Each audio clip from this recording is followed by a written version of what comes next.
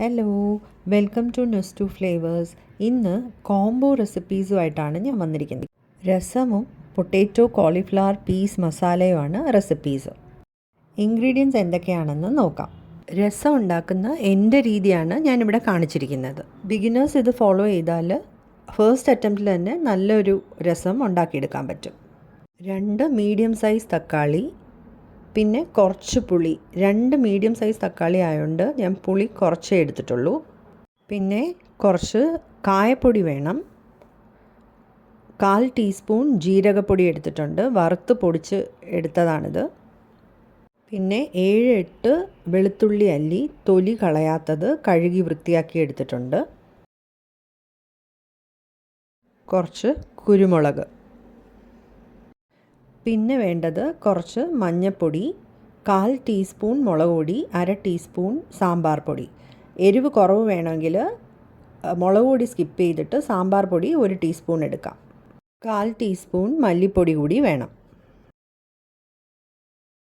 കുറച്ച് മല്ലിയിലയും കുറച്ച് കറിവേപ്പിലയും കൂടി വേണം.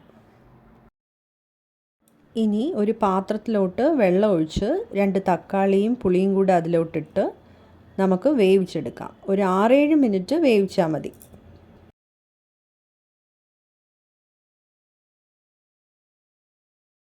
തക്കാളി വെന്ത് വന്നിട്ടുണ്ട്. നമുക്കിനി സ്റ്റൗ ഓഫ് ചെയ്യാം. തക്കാളി ആറാനായിട്ട് നമ്മൾ വേറൊരു പാത്രത്തിലോട്ട് മാറ്റി വയ്ക്കാം.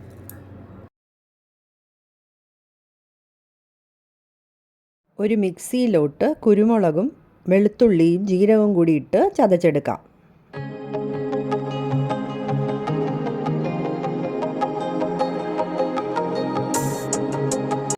ചതച്ചെടുത്തിട്ടുണ്ട്, ഇത് മാറ്റി വയ്ക്കാം.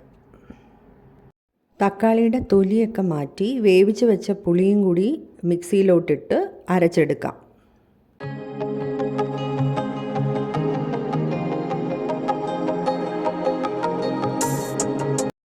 തക്കാളിയും പുളിയും കൂടി അരച്ചെടുത്തിട്ടുണ്ട്.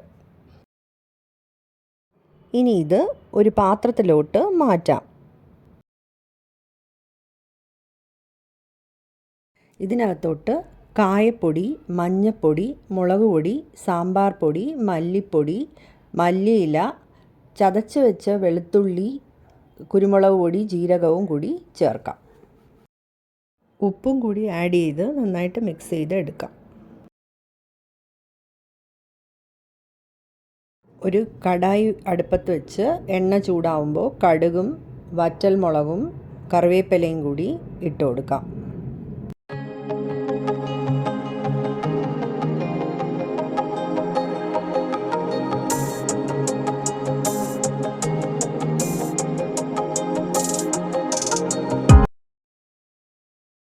ഇനി ഇത് നേരത്തെ ചേർത്ത് വെച്ചിരിക്കുന്ന മിക്സിലോട്ട് നമുക്ക് ഇട്ട് കൊടുക്കാം.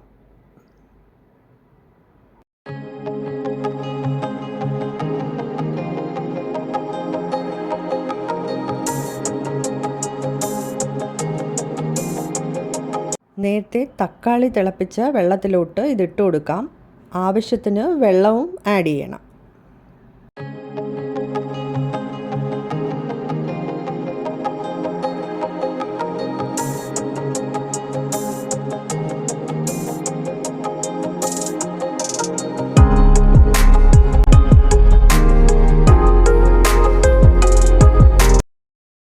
ഉപ്പും കൂടി ആഡ് ചെയ്യാം.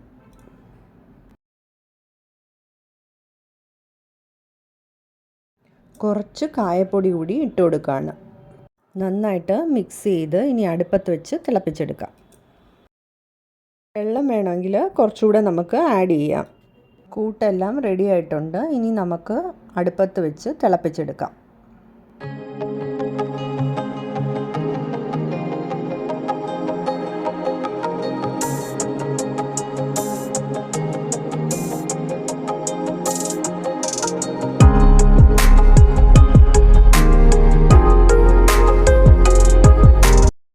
രസം തിളച്ച് വരുന്നവരെ വെയിറ്റ് ചെയ്യാം.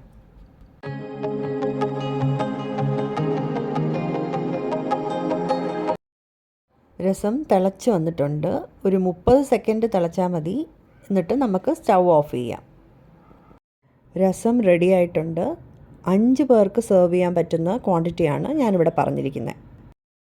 ഇനി നമുക്ക് പൊട്ടാറ്റോ കോളിഫ്ലവർ പീസ് മസാല ഉണ്ടാക്കാം. രസമും ഈ മസാലയും ചോറിൻ്റെ കൂടെ കഴിക്കാൻ പറ്റിയ ബെസ്റ്റ് കോമ്പിനേഷനാണ്. എൻ്റെ one of the favourite combos ആണ്. നിങ്ങൾക്കും തീർച്ചയായിട്ടും ഇഷ്ടപ്പെടും. വേണ്ടുന്ന ഇൻഗ്രീഡിയൻസ് എന്തൊക്കെയാണെന്ന് നോക്കാം. 2 വലിയ സവാള നീളത്തിൽ അരിഞ്ഞത്, 10-11 വെളുത്തുള്ളി അല്ലിയും 2 ചെറിയ കഷ്ണം ഇഞ്ചിയുമാണ് ഞാനിവിടെ എടുത്തിരിക്കുന്നത്.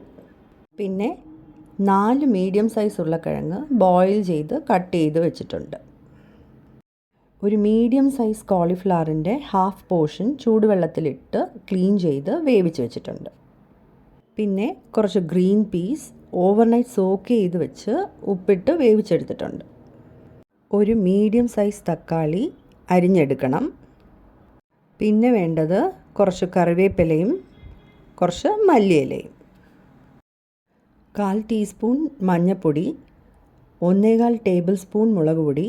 അത് നിങ്ങളുടെ ചോയ്സാണ്. നിങ്ങളുടെ എരിവിനനുസരിച്ച് കൂട്ടുകയും കുറയ്ക്കുകയും ചെയ്യാം.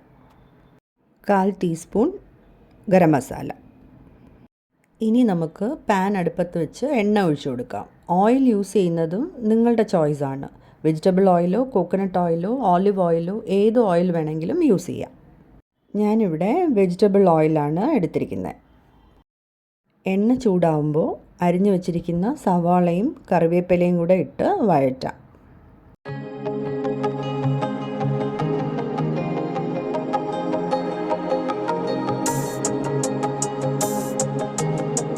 ലൈറ്റ് ബ്രൗൺ കളർ ആയിട്ടുണ്ട്.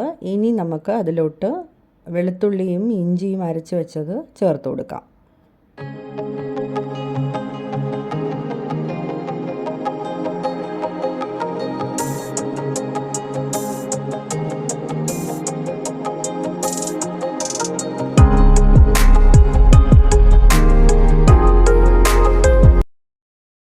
തക്കാളിയും കൂടെ ചേർത്ത് വഴറ്റാം.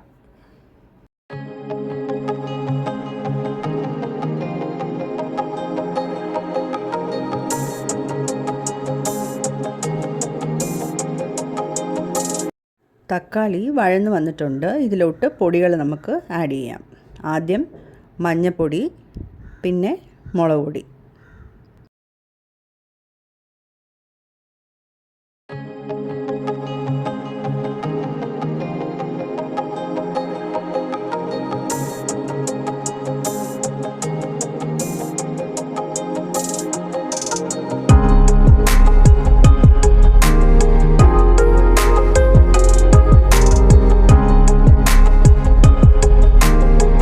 ആവശ്യത്തിനുള്ള ഉപ്പും കൂടി ഇട്ട് കൊടുക്കാം.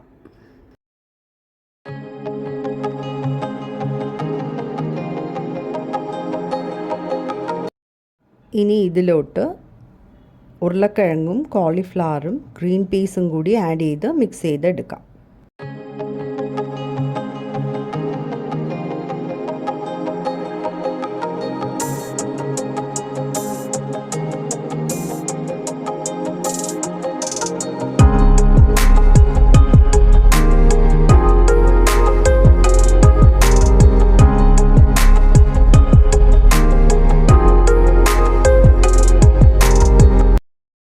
മല്ലിയില ഇട്ട് കൊടുക്കാം.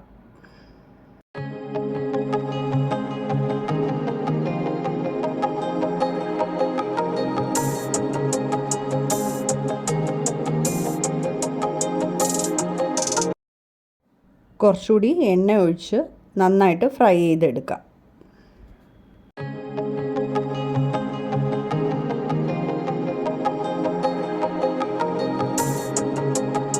ഗരം മസാലയും കൂടി ആഡ് ചെയ്ത് വഴറ്റിയെടുക്കാം.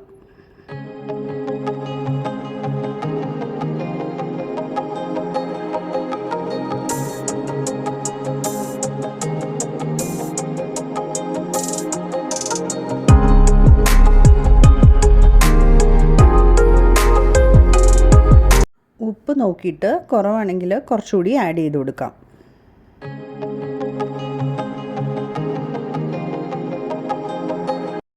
നമ്മുടെ potato cauliflower peas masala ready ആയിട്ടുണ്ട്. കുറച്ച് മല്ലിയിലയും കൂടെ ഇട്ട് കൊടുത്തിട്ട് നമുക്ക് സ്റ്റൗ ഓഫ് ചെയ്യാം.